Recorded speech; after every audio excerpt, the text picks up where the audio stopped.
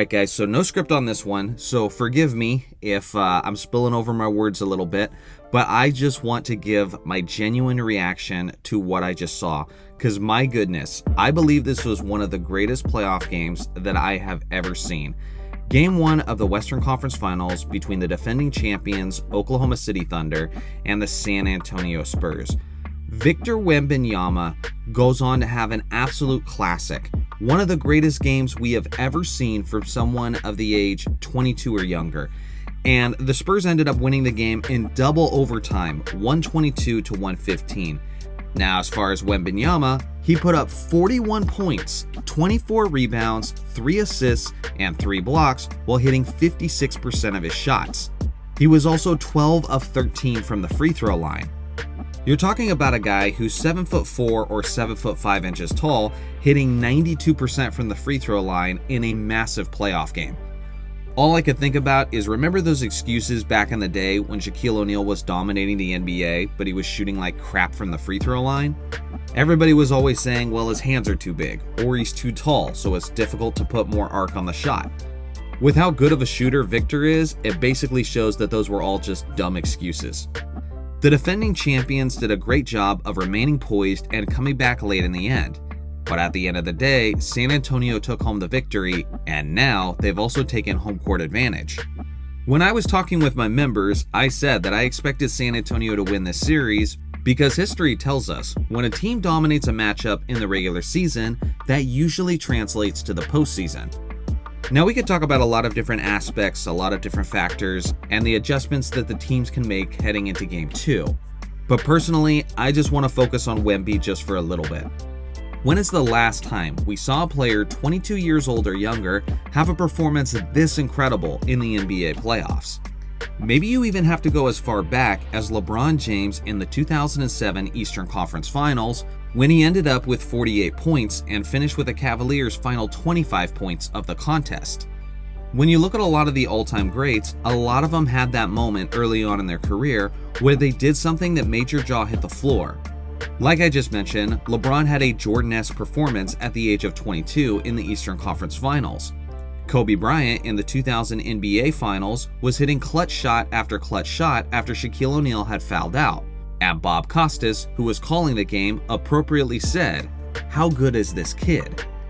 Of course, you had Magic Johnson at the age of 20 in the 1980 NBA Finals when he started at center, replacing the injured Kareem Abdul-Jabbar, and ended up filling the stat sheet in a multitude of ways with one of the greatest performances we've ever seen.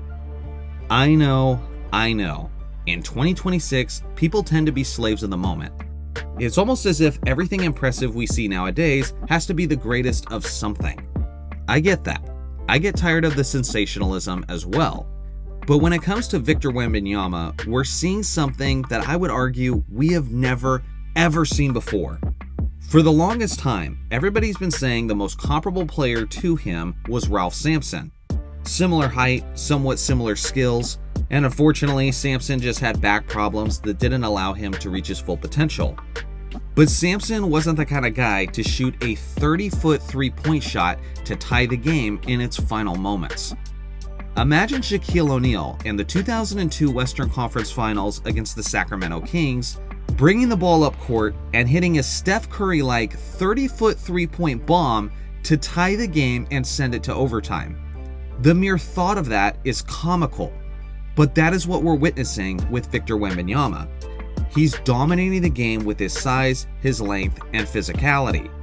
But on top of that, he can hit a shot from basically anywhere on the court.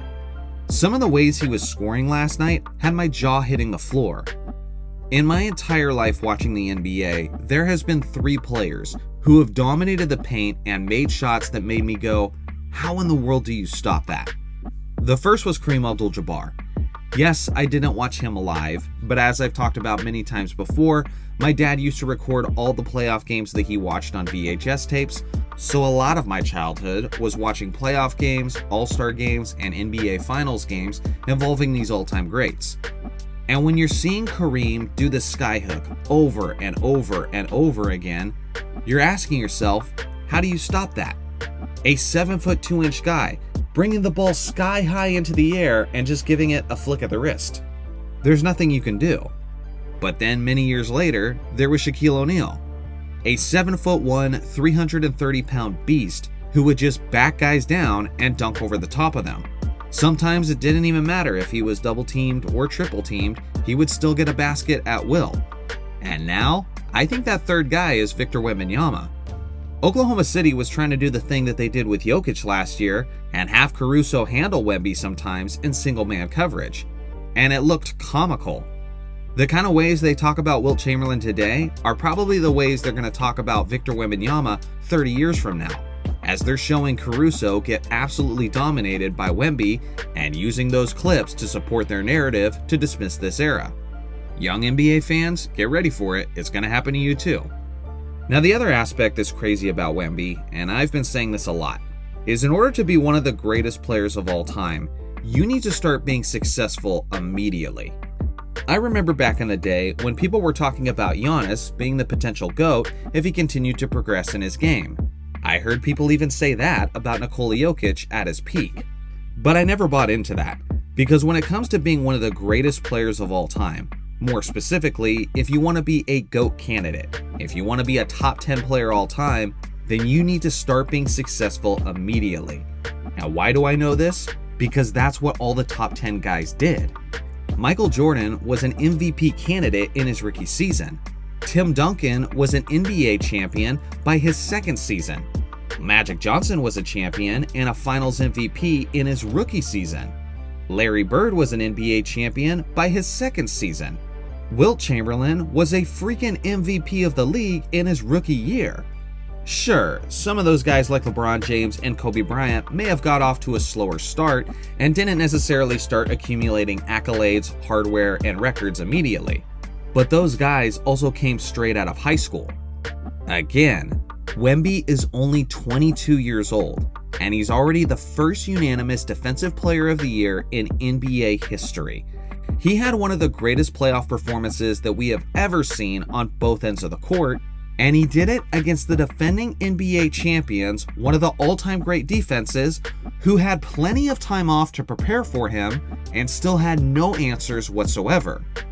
Like I said, guys, I'm not trying to sensationalize this. I'm just looking at it for what it is. This guy is already terrifying, and he's going to become even more terrifying as his career goes on. He might be a full 7 years away from the prime of his career. I pray and hope that he has a long and healthy career, because if he was to go down now, he would be my easy choice as the greatest what if in NBA history. Some people are going to say Len Bias, some people would say Bill Walton, Grant Hill, or Derrick Rose. But again, this guy is the first unanimous DPOY who is dominating the game both offensively and defensively, and if you're actually watching the game, then you can see that his defensive impact is even greater than what's being shown on the stat sheet. I could go on and on.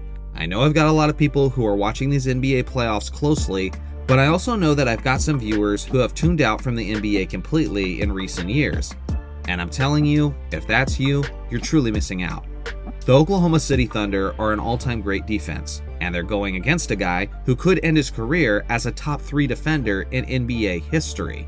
And I gotta say, with how these guys are positioned to battle it out year after year after year in the playoffs, the NBA's future is looking mighty bright.